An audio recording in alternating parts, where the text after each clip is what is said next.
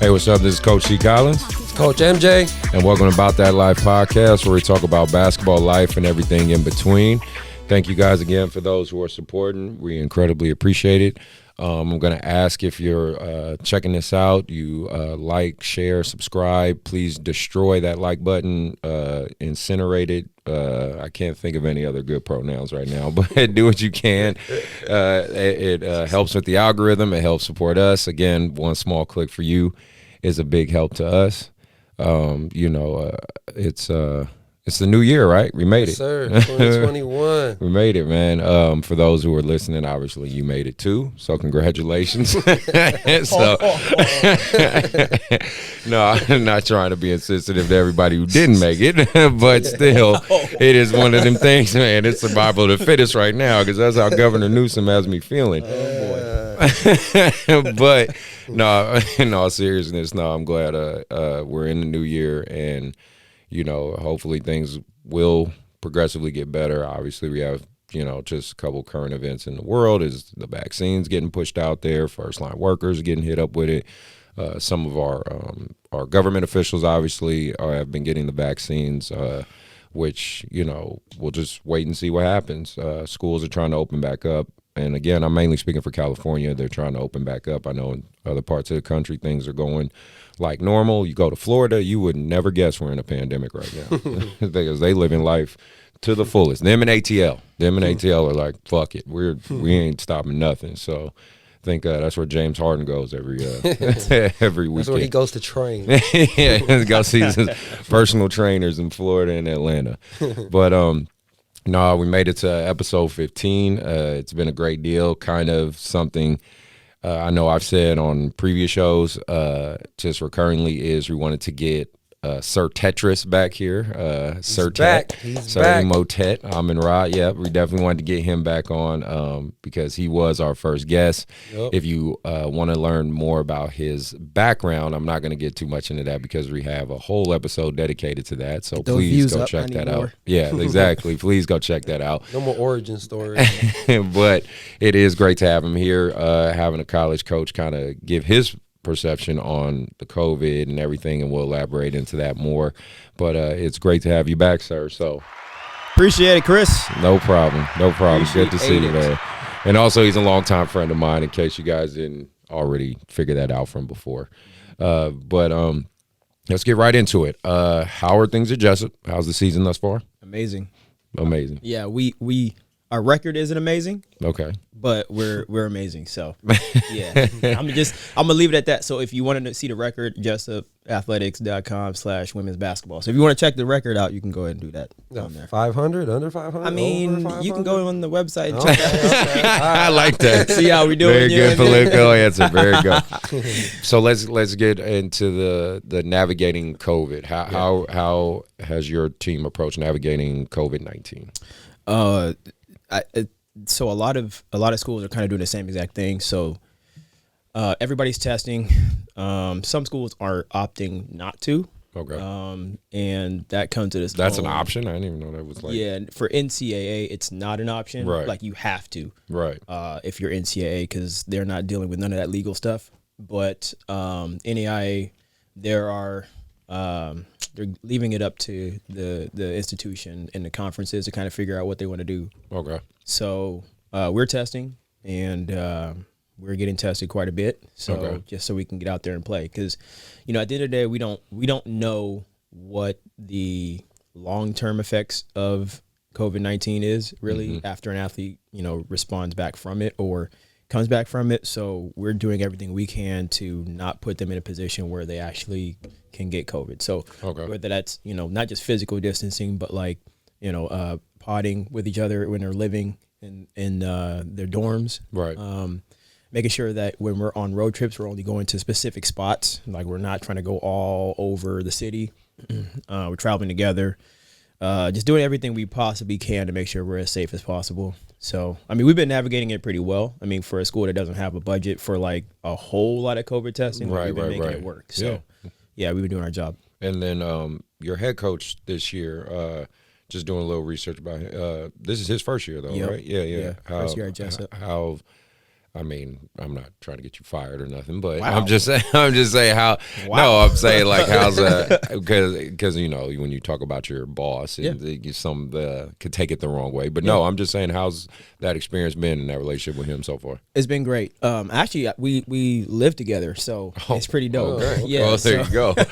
So, so you really get to know. yeah, each other. we've got to know each other quite well actually. So he spent 7 years at Duke, and then he coached in the G League. He's been overseas coaching professional basketball, so he's been like all over everywhere. Yeah, and I've seen him around. Yeah. In the gym and stuff. I haven't said hello to him because I know you guys are doing your thing, Yeah. usually coaching. But And no, he seems like a cool guy. Say something to him all the time because he's cool. He's a good Yeah. dude. So he came over here. He wanted to be close to the family. He wanted to do something different than like the Power 5 conference stuff. And so it's been amazing because you literally get the experience that you would get at like those big Division I schools, like at the NAIA level, which is almost impossible. Like you don't really get those. So I'm trying to help a lot of the young ladies understand, like, you say you want to play Division I, or you were Power 5, or whatever you say you were, like, you're literally getting it every day from him, from us, like everything. So that's one of the recruiting things we tell them. It's like, look, y'all want to go play D1, that's great, but like sometimes you're not going to play on those D1 teams, even though you're on the team. You know you're going to play here, and you're going to help us win a national championship at the end of the day, and you get that experience. So one of the things he says is the only difference between like Duke and us is the ESPN contract. Like we do everything exactly the same. We work just as hard. We lift. We do all that stuff. We don't have multi-million-dollar facilities, but the baskets are still the same. the baskets are still the same. The amount of courts feet. are still Right. exactly. So you're gonna get that same experience with us. You know what I mean? So it's been dope, man. He's amazing. Wow, really that's good. I've been peeping your guys' schedule too. Yeah. I know I talked about it a few episodes when you guys played against University of Reno. Yeah. And you guys lost by 1. Yep. Right. Wow, so that was when AC had a good game. She went So off. yeah. So and we've been talking, but I'm just saying overall, you guys been playing a really good competitive schedule, like a lot of D1s and stuff like that. I know we talked about prior to the show all the travel and stuff. Just wanted you to kind of elaborate on all that. It's been crazy. Our goal is to play between 5 to 8 D1s every single year. So, for us, it's an opportunity for them to see what it's going to take to win a national championship. At the end of the day, Yeah. You're going to have to play crazy schedules. So, for example, we played 5 schools in 7 days. Right, so that's our national tournament. Before, it was exact same setup. We had to play 5 games in 7 days. Yes, So yes. like we're telling them like this is what it's going to feel like. We have to perform literally every single night. You get banged up and you gotta suck that shit up and get ready for the next one. And so we went from Jessup. We drove down to Southern California, went to Riverside, played Cal Baptist University, really good school. They actually used to be an NAIA school. Yeah, I remember that. They went to D2, then they went D1. They're killing it. Played them. Drove to Southern Utah, played Southern Utah the next day. Wow. Then drove to Utah Valley, played them the next day. Then drove to Idaho like that next day as like our road trip. We practiced that night, and then we played College of Idaho the following 2 nights in a row. And we drove back from Idaho, from Caldwell, Idaho, all the way back. That's 7 days, right? 7 days. Oh, damn. Yeah, and we crossed 4 states the whole time. Wow. Bro. That sounds kind of fun as a player. It was dope. Spent the whole week. Like it was fun. No, that's great. I mean, I want to say, has COVID made it kind of easier to make these schedules, or has it made it more difficult? Like, or is it just pretty much all the same? Yeah, it's so when we played Southern Utah and Utah Valley, that was actually supposed to be Utah Valley was supposed to I think be on the 2nd, that we were supposed to play them on the 2nd, and so like that didn't end up happening. We said, okay, we want to give these girls a bigger break, so we're gonna play them back to back to back, and that was tough. Okay. So like some schools have to postpone the games because they might have like a contact tracing thing, so they'll just have to wait until they see if they get the 2 negatives in a row. Yeah. So we've seen that happen, but like I mean, it hasn't been difficult because teams are like, we just want to play. Right. And we're just like, well, we're available on these dates. If we can figure out how we can make it logistically, we'll make it work. Nice. So it hasn't been too crazy, but I'm also not doing all the scheduling. That's so true. for me, it's Right, great. right, I'm right. just like, yeah, I'll drive. You know? Right, But for exactly. The other administration, they're like, yeah, it's having to change flights and not getting money back for hotels and stuff. Like it's a lot that money that gets put into it that we don't really think about. You know what I mean? Yeah. So All right. Well, no, that's shit. That sounds good. I'm glad. Well, I'm glad overall you guys are even having a season because, like I'm a high school coach and. Yeah. We ain't, I still don't think that shit's happening. Did you see the thing that Which California CIF put out? Like it was I didn't see the CIA. I did see the now extending. I was going to get in that later in the show, but just talk about that. Governor Newsom came out. They're still extending the stay-at-home order. So yeah. Still looks like technically we can't even get out the house till February. Yeah. And so like that, I was looking at on Twitter, I think it was, and the CIF put out something that talked about like the types of sports that are like higher contact and the ones that aren't. So like if you're in a specific color zone or whatever it is, then you can do your sport. And for basketball, it's like you have to basically, there has to be no COVID cases and we have to be back to normal to play basketball. Like it was almost impossible for that. I was like, well, no basketball season, I guess. You know what I mean? So it was crazy, man. Like, Well, Mark, get ready to do a lot of training. Ain't Right? Gonna be no break. Ain't gonna be no break, Right. bro. I ain't mad about it. it was wild, man. Yeah, it's just I don't know. This year is gonna be interesting. Just I'm hoping a lot of positive in 21. I'm just trying to be Has hopeful. to be. It has to be, yeah. We went through Has 20, to man. be. That was crazy. Exactly. I wanted to talk about your AAU girls team. Yeah. Because they kind of fascinate me just thinking about it overall. And Mark, I'll kind of give you the quick rundown. He has he's essentially him and Coach Shaw. And Coach Leah, we got to put her in there. Oh, Coach Leah. Coach Leah, she's yes. Anyways, go well, ahead. I was going to get to that. Messing you up, Chris? You have a thing a little bit right now? Yo, no, I wasn't having a thing. I was just trying to. My bad. You're ruining the show, man. Okay, wow. You know why? But you know why I'm doing this? Chris, you know why I'm doing this? Why are you doing One, this? I didn't get my water like you Oh normally- my you gave God! me the water last I night. told And you. two, I told you the first time you're a guest. Part 2, you're just part of the show now. no, so. and then part 2, there's no just- agreement in M&Ms. But you have I got headphones the now. peanut butter M&Ms. But you have I told headphones you now. green We M&Ms. upgraded. And then, And if you look at the video, the walls were empty as fuck when you were in here. Now there's actually stuff behind you and everything. so I was the guinea pig. Yes, you were. And then so the and the third one, yes, the headphones. I appreciate that. Okay. Because I couldn't hear myself. I felt like I was screaming the whole time. I felt I was talking over here. I couldn't hear myself. You know what I mean? So it was like it kind of was where it was. So. But it works out now, right? I mean, whatever, man. See, this is how you know we're He friends. didn't get his Mark. water. He didn't Oh get his my water. God. Okay. I didn't get my water. All right. Shout out to my non-sponsor Hydro Flask. See it? Okay. Anyways. What I was gonna say was you and Mike Shaw pretty much handle the YBA girls division at this point. I mean, obviously unofficially.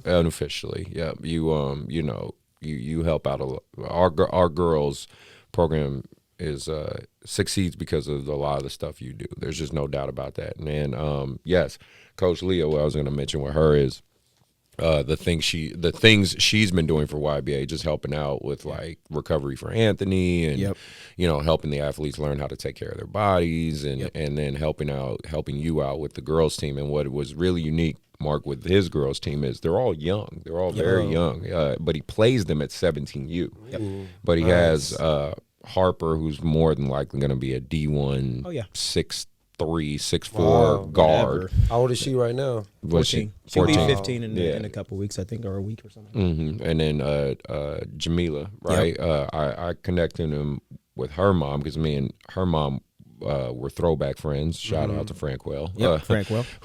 She breeds D1 athletes. The whole family got D1. Yeah, her son is at I forgot what university. Yeah, there you go. I mean, she has like 5 kids and they're all like D1 athletes. But then her husband was a D1 athlete. Her husband's name is Jeremiah Farms. And her ex-husband, sorry, but they were when they were together. But he was a well known in SAC for his football and everything, and I think now he's a UFC fighter and makes a bunch of money with that. But again, genetically they just work and breed these top level athletes, and so she's about to be a freshman, right? Yeah, she is one right now. And he has she's 14. That's your point guard, right? Or, starting point guard. Yeah, you know what I mean. And he's having them compete at the 17U level. But the thing is, you know, they're winning. I mean, yeah, they're Yeah. losing sometimes we too. take our lumps. Yeah, for but sure. they're winning. Take our lumps. Yeah. And what I really want to talk to you about that is like, not too many coaches. I mean, some coaches take that side, and you kind of do it as a trainer with your side when you had your young guys going against Marcus and all that and getting their ass kicked, and now they're at that point, right? They're playing good. Yeah. I was just kind of interested in your perspective, having like, how do you keep these young girls going again, keeping them in mind that, hey, because you're going against 17-year-olds, 18-year-olds, you know, maybe 16, whatever the case may be. You're going against these juniors and seniors, and you know, you're going to take these 50-point L's, 40-point L's. You're going to, you know, get your ass kicked. And with girls, you know how hard it is to not get them to quit or not give them to give up. Like, what have you learned through this process, and what have you done? Not put emphasis on winning or losing. Like win or loss. Like, I don't get too high or too low about winning or losing, and most of it is because I understand, like, a 14-year-old mind doesn't understand what I know. So like, we've taken our L's in open gyms all the time, gotten our butts kicked. We've been part of people crossing us and we fall over. We've had all that stuff. But like, when we go to open gyms, we have somebody like our teammates that are supportive, you know. And so I found out most kids don't have coaches who are willing to walk with them through that. They have coaches who are like, you're going to win this game. If it, you know what I mean, it's going to mean the world to you. And I'm like, I'm not into that. Like, you're 14 years old, 15, 16. You need to learn how to take L's and then what you need to do to get better. And that's all I focused literally on this whole time. And so, you know, it was a transition for a lot of them because they would look at the scoreboard all the time, which I want you to compete. I want you to work hard. Like, I need that from you, but there's a way to play basketball that's like the right way for your team. Doesn't mean it's the right way like all the time, but for who you have on the team, that's the right way to play. So sometimes it might be jacking up shots all the time because you got nobody else on your team that can shoot. So that might be you. You know what I mean? Or you might need to get everybody else involved because you can go score 30, but then everybody's standing and watching. So and I don't care who we play. Like, a lot of times the kids would be like, who we play? I'm like, I don't know. I don't really care, to be honest, because it's about what you can control. You know what I mean? So I put a heavy emphasis on that. And like I was saying in the beginning, on the last interview, like, I was like, there's 3 things. I want you to get ready for high school, get your skill set better, and then get ready for college if that presents itself. And that's all we've literally done this whole time. So they're such a tight-knit group for coming from all different backgrounds. Like, they're super tight to each other. And I watch them socially, like on social media, they're all tagging each other and doing stuff. It's super dope to see. Yeah. And we, like I said, you would think like we were a type of team that just wins all the time just because of how close they are. That had nothing to do with winning. Right. Like, nothing. They come like an hour and a half early before practice starts. They're just chilling, talking to each other. Nice. You know what I mean? So I'm like, that type of stuff to me is what's more important than the putting the points on the board and stuff. Like, that's way more important to me than that. Because now they're lifelong friends. You know what I mean? And they'll work hard. Like, I'll work hard for you. You'll work hard for me. Like, we work hard for each other because we know each other. We understand what each other wants to do in life. So we're going to work really hard for each other. That's what we focused with them on. I love that. Yeah. Love that a lot. I like that. Yeah, but it hasn't been easy though. Like, you can't drive to Idaho and then have that same mentality. Yo, we went up there a couple of times, got smacked. I was like, well, they're just better than us, guys. Like, you know what I'm saying? Like, we can't do the same exact thing again, but you know, they're better than us. And so, like, the cool thing, like, so for example, I'll give you one story. Like, we played Salt Lake Metro, and they had this girl who signed to Dixie State, super good player. She's like 6'4", is like big. You know what I mean? We got destroyed by her, just absolutely demolished. Right? We went up there next time, and like 30 days later, really, and we went up and played the same exact team, and I forgot how much we beat them by, but it was like dominant. You know what I mean? So like, to see that growth from one time to the next was like everything for me. Like, we could lose every single game from there, but like, you played an opponent who was bigger, stronger, faster than you, and you dominated that game. Like, that was, to me, what mattered the most. You know what I mean? That's growth. That's what it's about. Yeah. Well, putting all that aside, just what's your aspirations? I mean, and your end goal. I mean, we talked about it, I think, before your episode now, but you know, it's months later and whatnot. Have you kind of reevaluated and thought kind of the long-term process for you as a college coach and things like that? Not really. You know, I was thinking about that today because I listened to a couple like just entrepreneurial business stuff all the time, and they talk about like when you're making impact on people's lives, like how that can morph into other things, and just having a clear vision of who you want to become. And really, I just want to help women's basketball because, like, again, we talked about it before with me going to see the Sacramento Monarchs and seeing them hoop and stuff. Like, I really wanted to take what that high level stuff looked like and make it like palatable for little kids, right. or, you know, junior high, high school, whatever, because they're not given that and they don't see it every single day. Like the NBA, like they do a great job at doing behind the scenes. So like young guys get a chance to see what it is. Absolutely. We know like it's not always like that everywhere. Right, so if the women's side did that way more, like it would be dope to see where the women's game would really go. So like I'm trying to do that as much as I can, get in those environments so I can bring that back as much as I can. And I don't know if that's going to make me, you know, a whole lot of money. I don't know what that's going to look like. Like you said, you're just taking it one day at a time. No, that's what's up. That's sick. Well, I wanted to talk about just a quick rundown too. Do they have different COVID protocols at different levels? Like you kind of mentioned, and we were talking about before the show, but like protocols for D1, D2, or NCAA. You know what I mean? Like, you got a quick rundown of how that works? Yeah. So what we've been told, at least, is that when we play Division I schools, you have to have 3 tests in that week or within 7 days, basically, to play the team, and they all have to be negative, right? Okay. So they have a PCR test, which gives you they do a prick of your finger to make sure that or to see if you've had the COVID at some point within the last 90 days. Yeah. And that tests that, and then we also go up your nose as well. And then they have the 2 antigen tests that allows you to know if, and that's more rapid. That gives it within 10 minutes. And that lets you know if you have COVID or not as well, or if you're, you know, positive or whatever. So like we typically how it goes is like we'll get, if we have to play a game on like Saturday and you have to get that 7-day window ish, we'll test on like Sunday. The PCR one, that's typically like a 48-hour or whatever turnaround.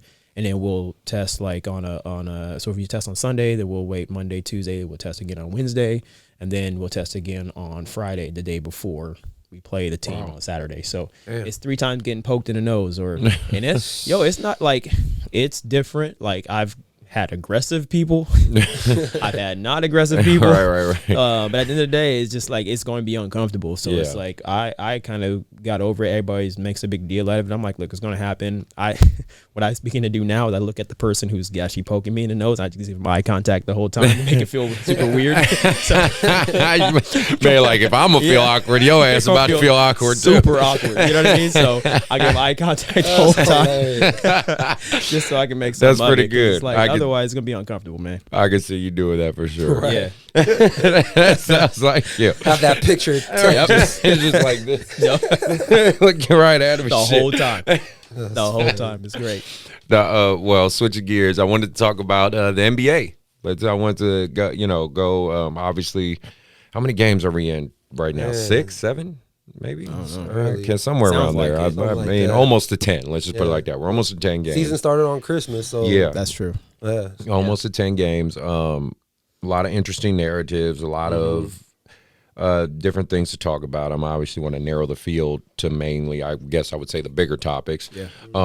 And again, whether you guys watch these teams or not, I think we kind of all still gloss or see it at some point and have a thought process. The first thing I wanted to talk about was the Wizards and the Warriors. Yeah. Both teams actually, because they're both in this weird, in my opinion, these weird narratives where, okay, so the Wizards, just to understand them, they are the second worst defensive team in the NBA. That's crazy. But you look at their roster, and it's very talented. It is a very like if you look player for player, it's not like a bad lineup. Now, granted, you don't look at them and go, "Oh, they're going to be champions," but you look at it, and it's like they're pretty fucking competitive, right? But they're the second worst defensive team behind the clear. They're like a half a point away from the Cavaliers. Wow. Their Cavaliers are like top of they haven't lost yet or something like that, right? No, they're 8-0 or I don't know. Yeah, are they? I don't know. I know Phoenix is fucking killing it right now. Yeah, they're like I only think they're like 6-1 or 5-1. That's crazy. Yeah. But I know, but yeah, defensively, the Wizards are terrible. But you have Beasley, Bradley Beal. Beasley, Bradley Beal, who just I mean, he's scoring out of his mind. I think he's like second in the league in scoring. Yeah. That's crazy. You know, Westbrook's still averaging his triple-double. He's actually going back more to his mid-range game, less than his three.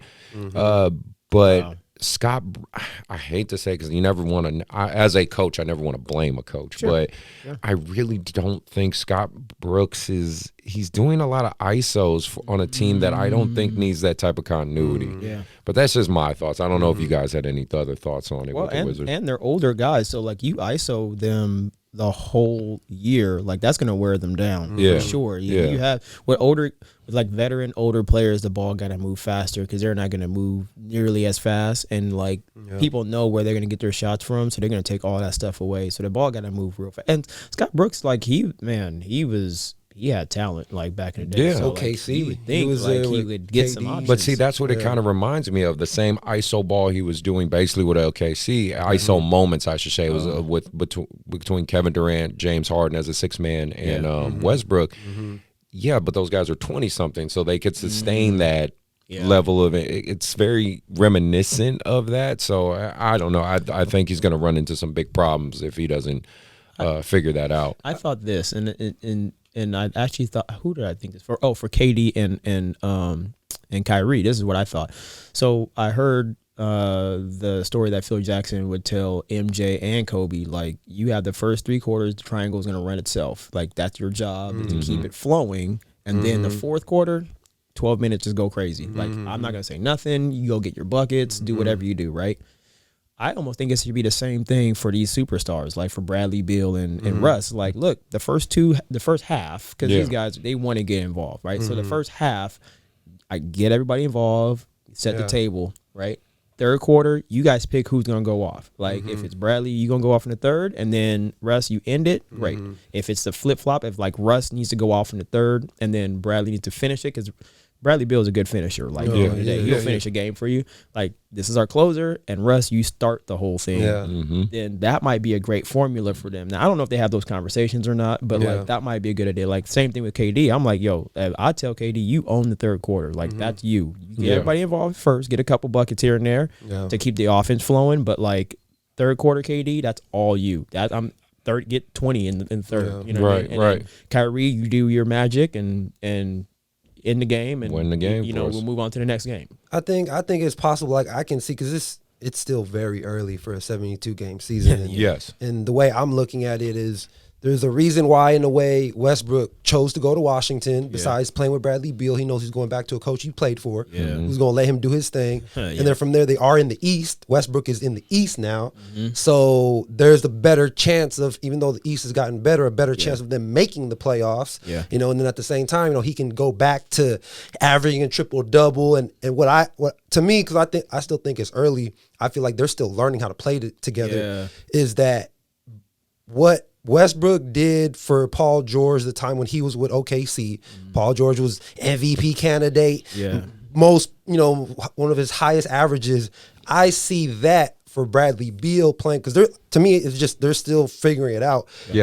Beal's still getting his points. And it is very early. I do want to agree with you there. It is still early. And Russ is trying to see how he can fit in, because to me, Beal is the closer on that team. Oh, for sure. You know what I'm saying? And so I feel like that's where it's going. Like, they're trying to figure things out, because, like you said, if you really think about it, it's only those two on that team. It's not like they got a third option, or they have that one rookie from overseas who's pretty good, who's like top 10, the European kid. But at the end of the day, it's going to be kind of like, if you think about the East, you know, Embiid and Simmons, Kyrie, and they're KD. Nice. Like, Philly is real good. Like, for sure. Really, really good. With Doc too. Oh my God. If you don't win a championship or get to the finals, I'm sorry. Like, you. Well, we're gonna talk about the Clippers, because they looking very strange too. But but I wanted but I wanted to talk about, of course, because this is my team, obviously, and of course, Chicago Bulls? No, false. And that's your team. And then, and of course, all is right in the universe, because everybody wanted to see this light skinned motherfucker fail, and that's you know, the Warriors. You know what I mean? They are definitely a victim of the basketball NBA. What's the term? It's recentism or recently something, some term where they basically say people only remember what you did, like the fact. the fact that Steph Curry, people are literally like basking in joy that Steph Curry has to struggle. Like they're like, yeah, see, he can't do it on his own. Try to beat LeBron. How is he unanimous MVP? I mean, you see the comments, you see the, I watch the sports announcement. I'm like, damn, that is crazy to me. Like this, it's that much. But again, why are we gonna really ignore the fact that this day and age in basketball, you cannot win with one superstar on an NBA team.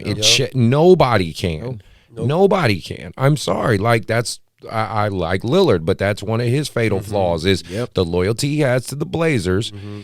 Not knocking CJ because he's a very talented guy, but let's be real, he's not a superstar. We know the difference between a star player, an all-star, and a superstar. There are tiers to this shit. There are levels to this shit. You cannot. This is an NBA nowadays. You cannot win with one superstar. Right. You can't. Even the complementary pieces have to be all-stars. Your all-stars are your complementary pieces. Before you could have a star starter.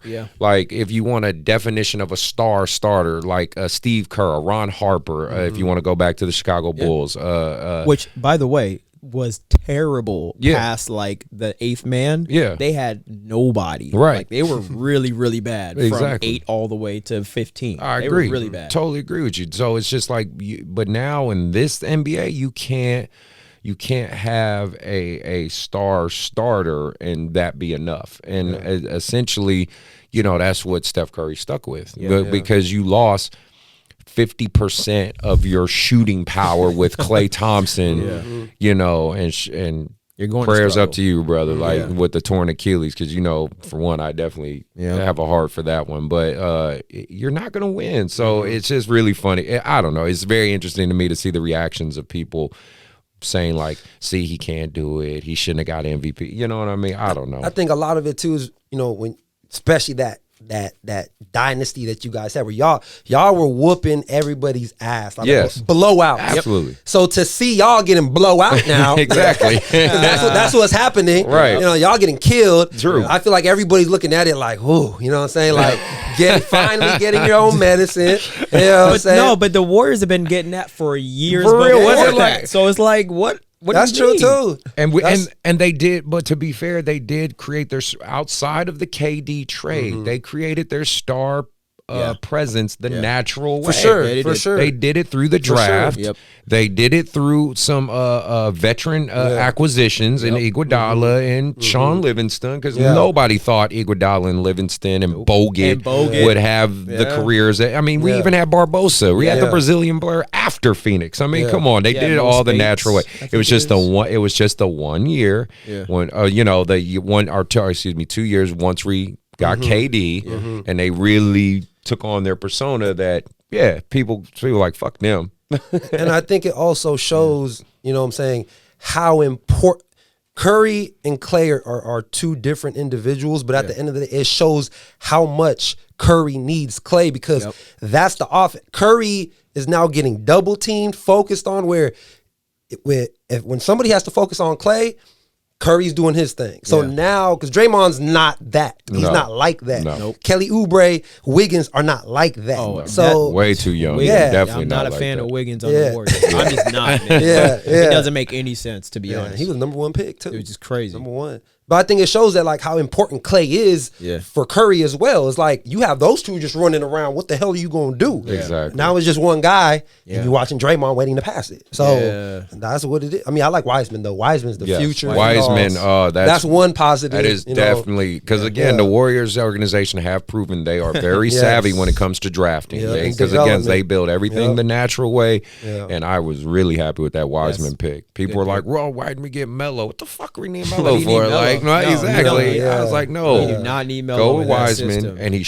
Wiseman's showing versatility. He's showing an ability to shoot and dribble. And again, he's very young. He's gonna have to learn, but man, the potential on that kid's great. So we'll see how that plays out. James Harden. Just quick. Any predictions where he might go? Because there's so many teams that are talking there in the air.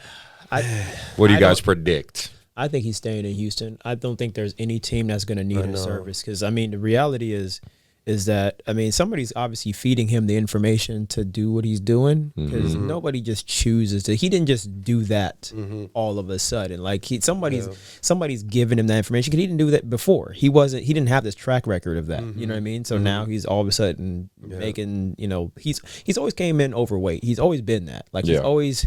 But he also got an old man game too. So it's kind of like he don't really need to be in shape. And in fact, if you look at everybody, like all the Europeans and all that stuff, they're playing their way into shape. They're not coming in shape. You know what I mean? Because they didn't really have like a training camp per se. So they're playing their way in shape, and he's not interested in instant results. But even he can still get 40 and be out of shape. He gets 44 without even wanting to be on the team, which is wild. But I think he's going to be on the team. But what I don't think is going to work is him and DeMarcus. Like, I don't think those two are going to work at all. Although DeMarcus kind of understands his role and responsibility, I watch his body language on the bench. It's bad, man. Like, you can tell, like, one, he wants to be in the game. Two, he knows. He's like, PJ Tucker, like, you really, playing against these post players, like, really, and so, like, I can tell he wants to be out there, but he also knows physically he's just limited. You know what I mean? And so, like, he fouls a lot. He has his history, so officials are doing what they're doing. But, like, I don't think that dynamic's going to work, because DeMarcus is not going to want to chill and he's just an watch alpha. you. He's an alpha he's also. not going to want to do that. On the other side, like, I think. I just don't think that dynamic's going to work, which is going to ruin the whole thing. Yeah, for sure. What about you, Mark? I feel like Tet was saying, especially with DeMarcus, I feel like I said, it's so early. Yeah. Nobody wanted to touch on nobody's toes. But Cousins, the way his personality is, he's an alpha. Yeah. You know what I'm saying? Regardless of what has happened to him. Yeah. I seen a video where he was him and Harden. It was a pick and roll situation. Harden was being lazy off the pick and roll, and Cousins was looking at him like, what the, because how Harden is sometimes on the defensive end. Yeah. He's looking at him because, he left Cousins out to dry. Like, and he just rolled his eyes and walked back. And that's contagious, you know what I'm saying? And so I feel like if they really thought that Harden, John Wall, and Cousins were the future, that's not going to last. Not going to last, man. But the thing with Harden is, and you never know with the NBA. You know what I'm saying? Like I said, I never fucking knew KD was going to go to the Warriors. You know what I'm saying? Like, I checked my phone, and it just shows how crazy the NBA is. But I just feel like with Harden, from everything I'm hearing from the 76ers to the Boston Celtics to possibly Miami, the Nets, you're going to have to give up, though, young talent, right? Especially with Boston. I've been hearing about Boston. Jaylen Brown has been playing really good, and Tatum as well. Are you really going to give up one of those guys for Harden? Jaylen Brown's going to be gone before. Yeah, you know what I'm saying? And then 76ers, where, yes, Ben Simmons and Embiid have, you don't know what they're going to do, but are you really going to give up one of them for Harden? And you know KD ain't going to give up his boy Kyrie to get Harden, and then even Miami. Are you going to give up Tyler Hero? You know what I'm saying? Are you going to, because you're going to have to, maybe you give up Jimmy Butler, but it's not going to just be Jimmy Butler. So that's the thing where I'm like, and especially how Harden has been kind of portraying himself. I don't even know if anybody wants to touch him. Especially for young talent, but you never know with the NBA, man. He might come to the Kings. Shoot, they might just give it. They might give De'Aaron Fox, everybody just to bring. You never know. They need box office here. They need people that are going to put butts in the seats. Exactly. And, well, see, and that's what I was going to allude to. I think because there's no crowds.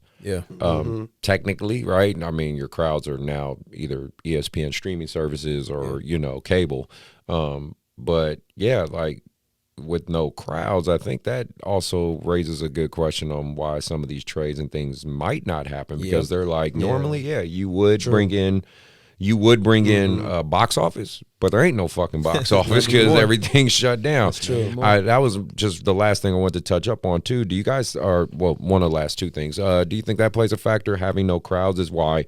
Because there's been a lot of blowouts. Period. I mean, don't get me wrong. My Warriors been getting their ass kicked, but it's just weird. A lot of teams been getting blown out, period.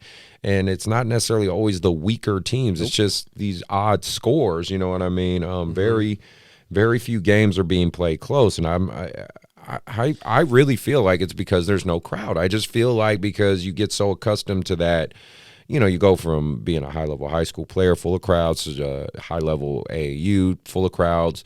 Like, we've all played in like a quiet gym. It's just odd. It just feels weird. You know what I mean? And then go especially a lot of these guys who do go to college, they play these D1s in packed houses, full of screaming arenas and college culture. Yep. You're in the NBA for years and years. You're used to 20,000, 10,000, 15,000 people in the crowd. Now you're at zero. Basically, you're essentially in a big empty fucking void. Yep. I know the NBA does a phenomenal job at trying to create the sound, trying to simulate, but it's weird. Right. I've been like we play USF. And they pipe in the noise. It's eerie, dude. Right. It's it doesn't. crazy. That's what I'm saying. You've been those D1s. You've been in those empty arenas. It has to feel. Yeah.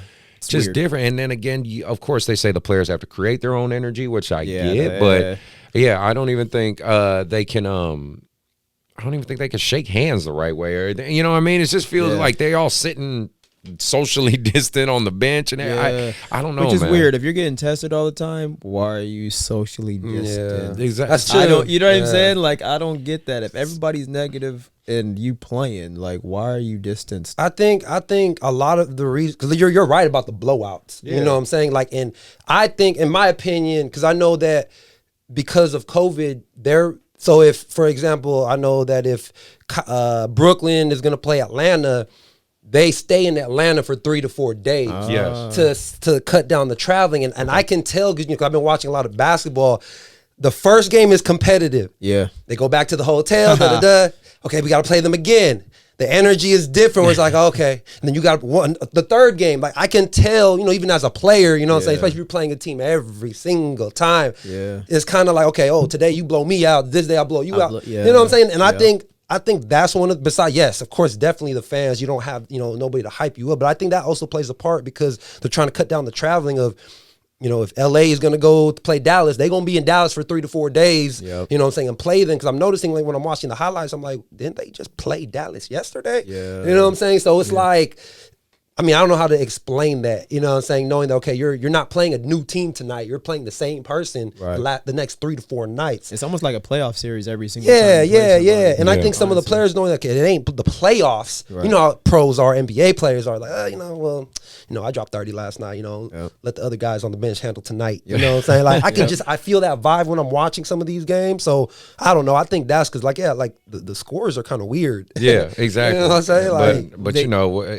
it's early, so I guess we'll. Yeah. Well, because okay, so the what I've learned is that they say it's a make or miss league, right? So like the game is literally key or 3. Like it's either you're getting to the cup, and the teams find a different way to do it. Like every team has their system of how you're gonna get the same shots. Right. Like either gonna be a shot at the rim, or it's going to be a 3-point driving kick, or you're going to swing it somehow. Like, that's literally what it is. So, as pros, like, you already know that's where the shots are going to come from. It's just a matter of waiting until you get your shot. Exactly. You're going to make it. So, I think you see, everybody's competitive. They want to win. But, like, I think you see some of that, like, well, I know I'm going to get my shot at this point in the game because somebody's going to come in for this. I'm going to be the emphasis. I'm going to do my job on defense. So, I do whatever I got to do on offense. I got to make my 5 shots or 3 out of the 5 every single time. And I get my, $250,000 for the game. And I'm moving on. You know what I mean? Right. So, like, I think that's something to do with it. I don't know, like, to the extent. But, like, because I've never played in the NBA. I don't really know. Right. But, like, you can watch and see how people play. At the professional level, like everything is everybody's good. So based on everybody's skill set, what type of shots are going to happen. Yeah. True. So I think you see some of that, especially if you're playing 72 games or whatever it might be. Like that's one of the things they tell everybody, or at least the vets tell like the young people, like this is a long season, man. Like you can't get too crazy, right all the way, because you're gonna burn out like halfway through the season and then not have anything to build up to. So it's almost like the first half of the season, everybody's learning everybody's tendencies, and they're still competing and winning. If you have a better team, you're just gonna blow people out. But like, everybody's learning, and then the second half of season, now it's like now we're really competing after All-Star break. Yeah, now it's time to really get to work. It seems like so. Like I think you're seeing a little bit of that right now. People are like, I don't really care, but like you find the next game when they play. Like for example, when we played College of Idaho, we lost to them by 2. And we played terribly. Like to be honest, we played really bad. We had a lot of turnovers. We didn't walk into the situation executing the game plan. We just went out there and played, expecting it to be like how it was when we played 3D1s back to back to back.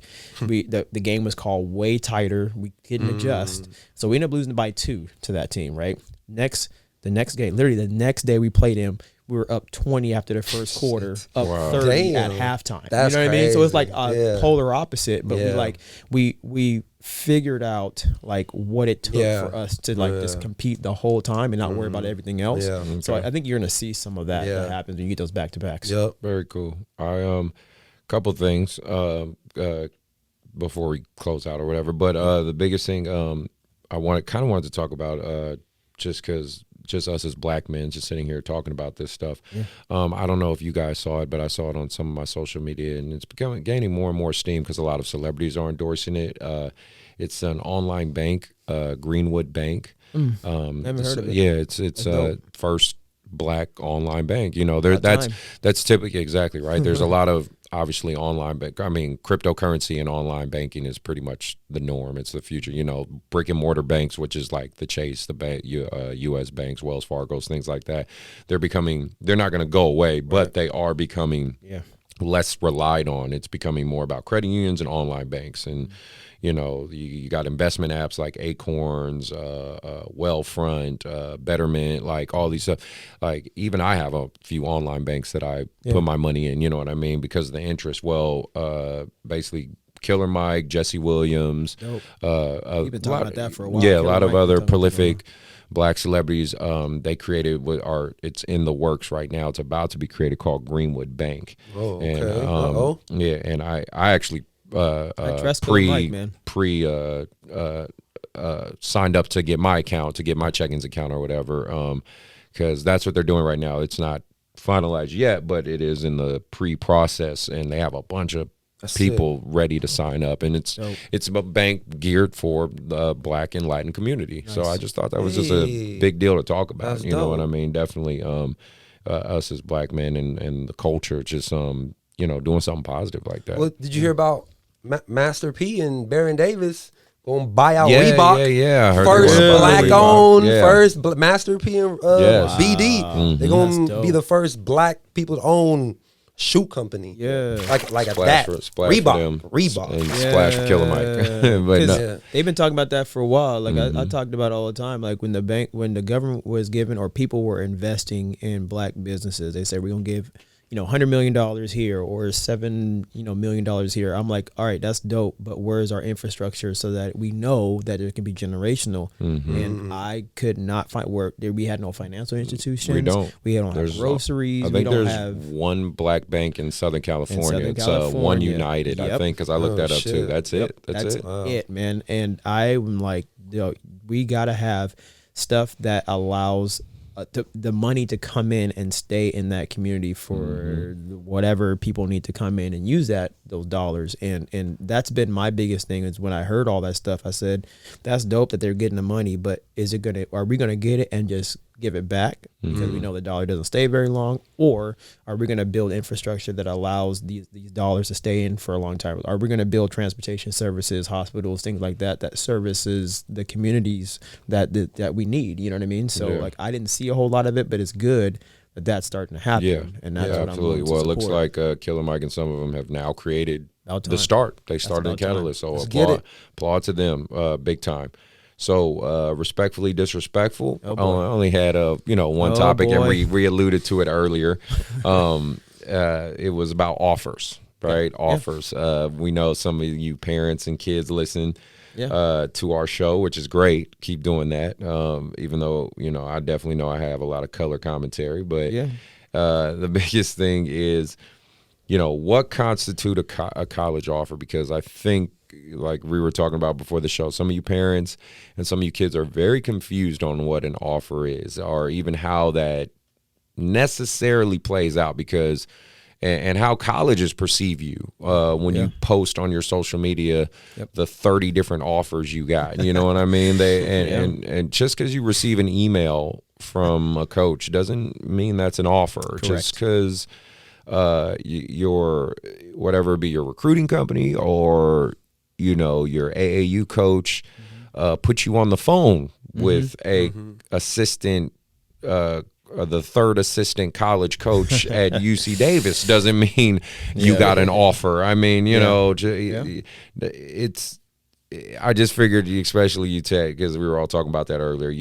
Let's talk about what an offer is or how's that constituted. Yeah, so it's different levels. Everybody has the way that they do it. I know if we tell you that you have a spot on our roster, that is an offer. Like, we want you to be a part of our team. Mm-hmm. You've came up for a visit, or you go like unseen or whatever. We really like your game. You have a roster spot. If you decide to come to us, like, that is an offer. We're literally saying you have a roster spot if you choose to come. If somebody's like, I like your game, you're a really good player, you could work on these things, that is not an offer. Even though people will say it is. That is conversation. They'll put it. They'll make a graphic, that nice little graphic, or make a nice little offer from that's Boise State all of a sudden. Like. So I view it like this, and I'm sure because again, I've understood now coming back into this whole thing, everybody kind of has their way of doing it, but like there's interest, right? So like me getting to know who you are, I'm interested in your game. You are a 6'2" shooting guard. Like, I like you. You're a really good player. Right. Then there's being recruited, which is like we're starting to have the conversation. You're on my like rotation of like either texting or calling, or I'm giving you information about the school. You're telling me about yourself, how we fit into this whole thing. We're developing a relationship. That's the recruitment process, right? And then we get you on a visit, all that other stuff.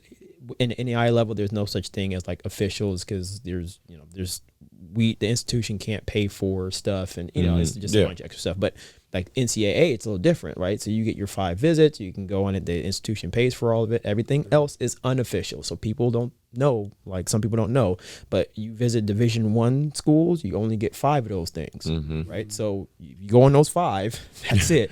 Everything else is an unofficial, right? So they know, okay. And so if the coach is like, yeah, we like you, want you to be a part of our, if you decide to take it, then they draw up the paperwork, and here you go. There's your national letter of intent. You sign it at the national signing day, because for NCAA, it's different than for NAIA. NAIA is just like a promise that we're going to give you the scholarship dollars. That's what it is. But for NCAA, it's a national letter of intent. It's like it's a legal document. Right? Well, that's good. That's what I was going to say. Yeah. Make that clear so parents can understand what a letter of intent is. So that's good. It's legally binding. Yeah. So we, for us, it's more of like, well, we want you to be on this team.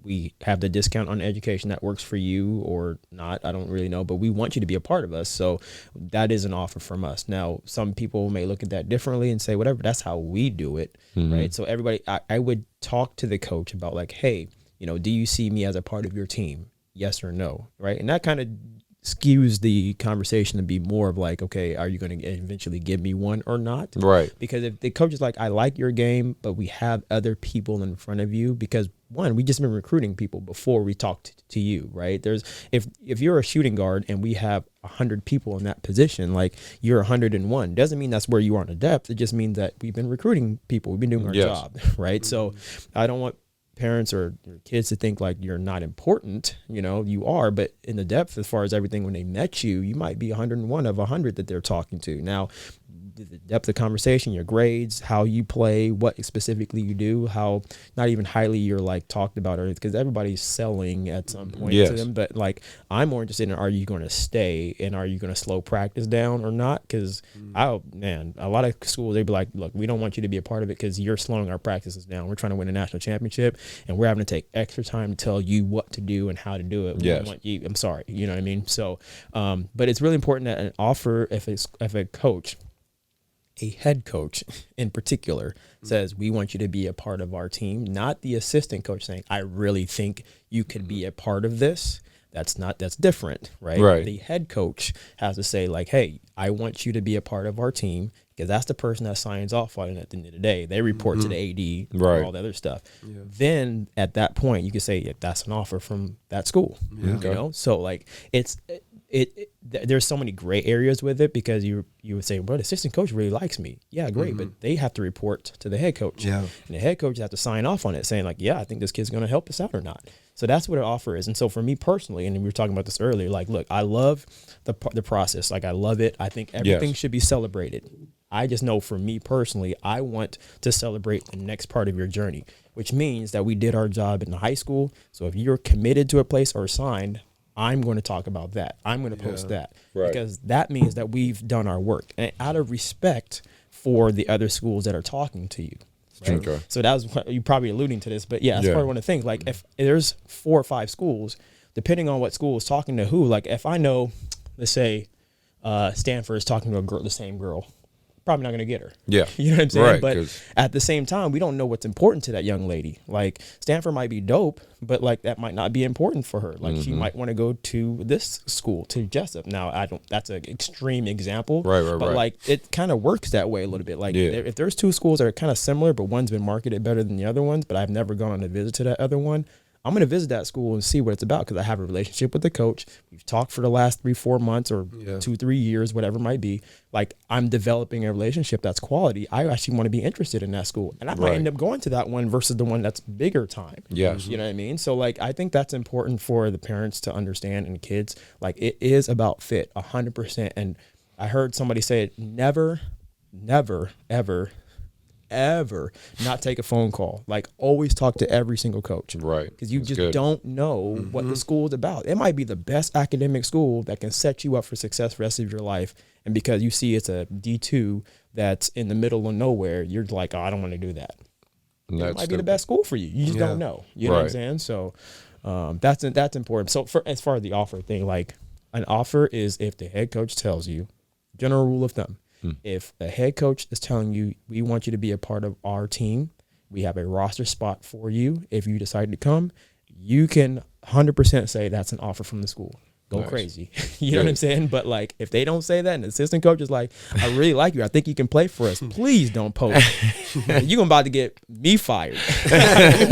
No, do not post that at all. I'm glad you don't make no graphics. Don't hit up nobody talking about, no, don't do none of that. Because I do feel there's a lot of, on the AAU side of it, I feel there's a lot of AAU coaches that try to take advantage of those type of things because most of my connections are mainly like assistant coaches, you know, because they're usually guys around my age that are trying to work their way up through the system. Because I know, and I'm glad I have connections with those guys because eventually they will become head coaches, and then I will have those reports with them, just like your guy at Skyland Prep. You know what I'm saying? Like, so that's but I'm very aware of that. That's why I never sit there and be like, oh, I got this kid an offer here. I didn't get him shit because I didn't talk to a head coach. If I talk to a head coach and that head coach says, like, oh, I like them, I want them on my team. They say to me like, hey, Chris, I really fuck with this guy. The head coach from Lewis and Clark hit me up about Anthony, and I had to tell him like, yeah, you can hit him up, but he ain't gonna be eligible. He ain't gonna be eligible. But you know, that's a head coach giving me like the green light to say, nah, we're giving this kid an offer. But there are a lot of AAU coaches, I think, out there that try to manipulate those type of situations. And there's a lot of gray area with it. There's a lot of misinformation and not enough information being passed along. And I think that could be something that could be talked about a whole lot more. Just like understanding what is and what isn't. And again, it is a business at that level and at this level. So we are all trying to help promote our kids the most as we can. Right. And we're also trying to attract new people. We're recruiting all the time. Right. So fortunately for a club like YBA, it's all in house already. There's like a farm system. But like for a lot of other clubs who don't have the 400 kids or whatever, like you have to recruit all the time. And so that is a good thing. If you see like somebody's getting offered from another school or whatever it is, or from that club, and they're consistently getting promoted and coaches are talking to them, like, if I'm a kid I want to go to play in college, I might go and check them out, you know? Right. So I'm not against any of that. Me personally, I'm not going to do it because my understanding and the relationship that I respect, that they're having conversations with the kids and getting to know them more, like they can go deeper into that conversation if there's no pressure from those outside influences. And that's just me personally.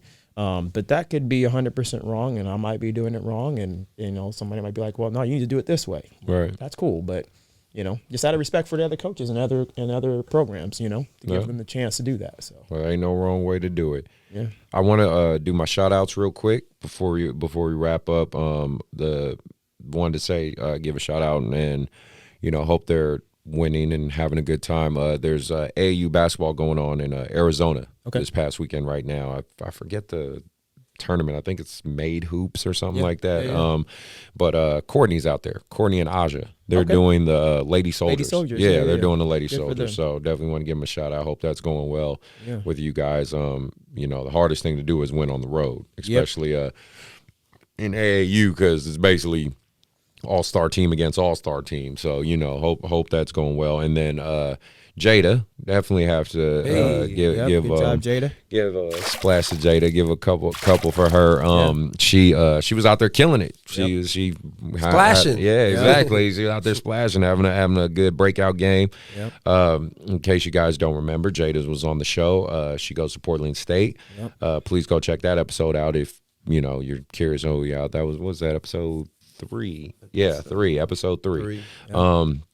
She wins 6 for 8 from 3, right? 20 points. 20 points started too. Yeah. Hey. So, you know, congratulations, Jada. Very proud of you. You know, shout out obviously from everybody here. You know, Tet, myself, and Mark and Ty. We all are very proud of you. And you know, keep grinding this season out because it's still pretty even early in the college season, right? So, you know, go out there and keep doing your thing. Any other thoughts, Mark, or anything like that? No. Happy New Year. Yeah, Happy New Year. 2021. Yeah, we made it, right? So, again, just want to say thank you to everybody who's listening and keep supporting, because the good part is we do have a lot of people that are listening and supporting, because I'm looking at the numbers and it ain't like it's 0 every month. I was sharing with Ty and Mark not too long ago the average U.S. podcast, because there's a lot more coming out more and more, but the average U.S. podcast gets anywhere from 160 to 170 downloads a month. Our lowest month of downloads was 380. That was our lowest month. Our highest month, I think, was like almost 1,000. No, almost 1,000, like 800, 900, something like that. So moving on up. Yeah. So, you know, obviously we're teetering somewhere around that 400 range as far as our average downloads per month, and that's honestly without us being the most consistent, because shit, every weekend it's hard for us to always necessarily get together. But no, thank you for those who are listening and downloading and just giving feedback. I know I get feedback. I'm sure Mark does. I know Ty does. Thank you again for coming on the show. I figured this would be great to have someone who was our first guest be the starter of our new year. Once a year, I don't mind doing it. Yeah, once Marcellus couldn't make it, I was like, you know what, Ted would be a great fit for this one. So I'm glad to have you here and have your updates. Mark, you got anything to add? No, we out. All right, man. Hope everybody's safe. Again, smash, destroy, incinerate, annihilate. Chris, stop. I'm trying to figure out that like button. It helps with the algorithm. Chris, stop. I'm trying to come up with some good words here, man. Not working. Thank you for my unofficial sponsor, Hennessy. You helped me through the show. You helped me through the show. Every time I'm on the show, you got something crazy. But no, so in a serious note, man, I hope everybody's safe out there. Stay safe from COVID. We know basketball is in a tough spot right now for you youth guys and girls, so hang in there, please. Hopefully by the month of February, things will be going out for you. I don't think there's a high school season, but the great part is you do have an AAU season. So look forward to that. Look forward to your clubs. My YBA people are out there listening. We're trying to figure it out too. Stay strong, stay safe, and I guess we are out.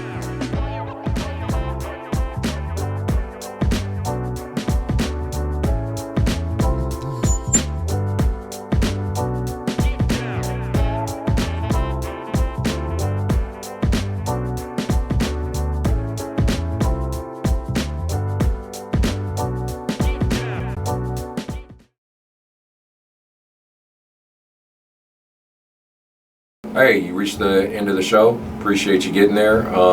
You know, we appreciate the support. I'm Coach C. Collins. I'm Coach MJ.